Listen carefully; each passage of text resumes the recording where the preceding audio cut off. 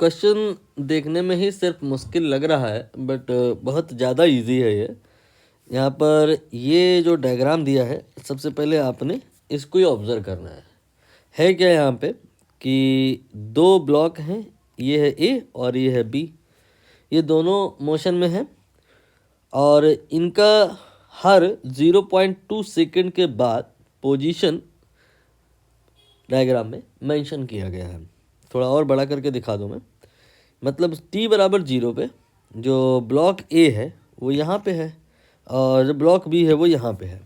ठीक, फिर 0.20 सेकंड के बाद जो ब्लॉक ए है वो यहाँ से यहाँ आ गया है और ब्लॉक बी यहाँ से यहाँ आ गया है और 0.20 सेकंड बाद जो ब्लॉक ए है वो यहाँ आ गया है, ब्लॉक बी यहाँ आ गया है, फिर ब्लॉक ए यहाँ आ गया है, फिर ये यहाँ आ गया है। आई होप आपको कहानी समझ में आ रही होगी। तो डिस्टेंस कितना कितना ट्रेवल हो रहा है यही हमें निकालना है। थोड़ी रीडिंग इशू अगर आपको आ रही है, specially in case of object जो पॉइंट साइज्ड नहीं है, तो फिर आपको करना क्या होगा। जैसे देखिए ये बॉडी जो है ना, इसका जो साइज़ है ना, ये पॉइंट साइज तो है नहीं। इस ब्लॉक का जो लेफ्ट एंड है वो इसके और इसके बीच में यहाँ पे कहीं पे देखिए लाई कर रहा है, राइट एंड जो है यहाँ लाई कर रहा है। तो जो ये डिस्टेंस ट्रैवल करेगा उसको मेज़र हम करेंगे कैसे। डिस्टेंसेस जब हम इसके द्वारा चली गई निकालेंगे तो इस ब्लॉक का कौन सा पॉइंट देखेंगे, क्योंकि ये बॉडी तो पॉइंट साइज है नहीं ना। तो ऐसी परिस्थिति में आपको कोई भी एक पॉइंट ले लेना होता है जो आसान पड़े। लेकिन जो अगर आपने इस बॉडी का सेंटर लिया है तो फिर आप दूसरे केस में भी सेंटर ही लेंगे। तो centre to centre will be the distance travelled by the block between this two point. आप चाहे तो सेंटर नहीं भी ले सकते हैं, कोई दूसरा पॉइंट भी ले सकते हैं। और यहाँ पर हम इस ब्लॉक का फ्रंट एंड लेंगे, यही सबसे आसान पड़ेगा।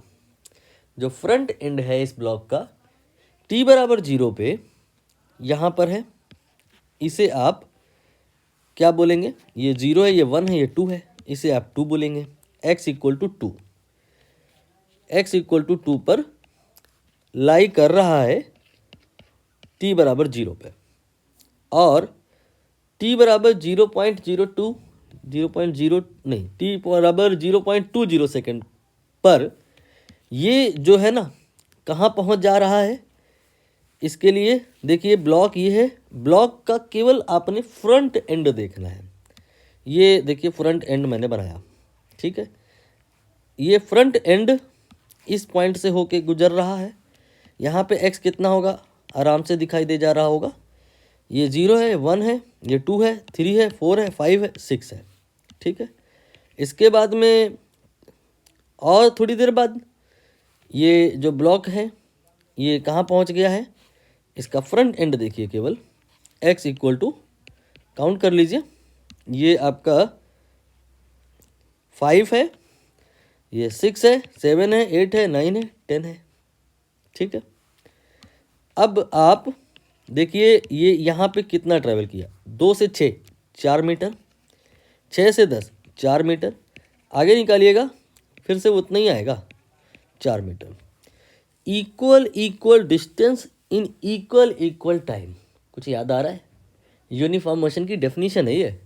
जो अगर कोई बॉडी इस प्रकार से चले कि वो इक्वल चले इक्वल टाइम इंटरवल में, तो फिर उसका जो मोशन होता है वो यूनिफॉर्म होता है, ठीक। अब दूसरा जो बॉडी है 1 और ब्लॉक बी, इसका यहाँ पर और यहाँ पर के बीच में डिस्टेंस कितना हुआ है देखिएगा ध्यान से। हमने यहाँ पर फ्रंट एंड पे एक लाइन बनाई, ये x बराबर 0 है। अब हम इस पोजीशन को लेंगे, फ्रंट एंड पर एक लाइन बनाएंगे, that will be I think x equal to 6 and again front end पर एक लाइन बनाएंगे, x इक्वल टू चेक करिए 10 11 12 है ना। अब आप यहाँ पे नोटिस करो 0 से 6 मीटर चला, फिर 6 मीटर चला, आगे भी 6 मीटर ही चलेगा, फिर से इसका मोशन यूनिफॉर्म ही आएगा, इक्वल डिस्टेंस इक्वल टाइम में। तो यहाँ पर दोनों ही ब्लॉक इक्वल अमाउंट में ट्रैवल कर रहे हैं, दोनों ही ब्लॉक का जो मोशन है वो यूनिफॉर्म है। हाँ, अंतर ये है कि इसकी स्पीड अलग है, इसकी स्पीड क्या है 4 मीटर है 0.2 सेकेंड में, इसकी स्पीड क्या है 6 मीटर है उतने ही टाइम में।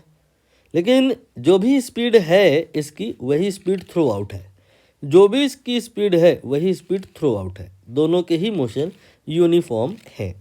ऑप्शन पे आ जाइए। In all cases examiner is talking about acceleration.